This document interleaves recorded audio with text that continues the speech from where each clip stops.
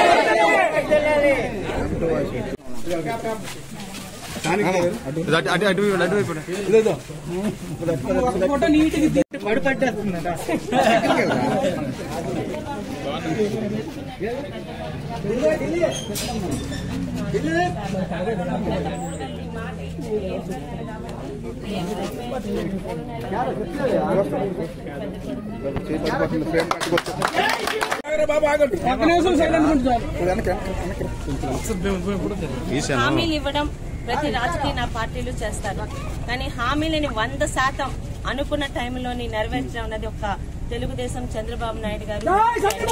దాదాపు 65 లక్షల మందికి పెంచిన హామీతో పాటు గత 3 నెలలు కలిపి ఒక్క కుటుంబానికి 7000 ఇవ్వడం అన్నది భారతదేశ చరిత్రలోనే ఎప్పుడు లేదు.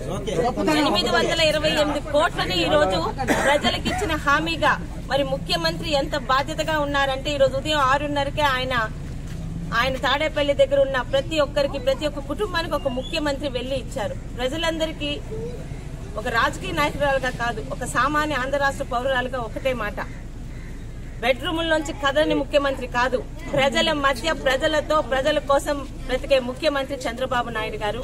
హామీలని పూర్తి చేయడంలోని ఎన్డీఏ కూటమి ముందుంటుందని చెప్పడానికి మొట్టమొదటి హామీ ఈ రోజు మొదలైంది. ప్రతి ఒక్క హామీ ఇదే రీతిగా ప్రజలకు చెప్పినట్టు 100% అమలు చేయబోతుంది ఎన్డీఏ కూటమి.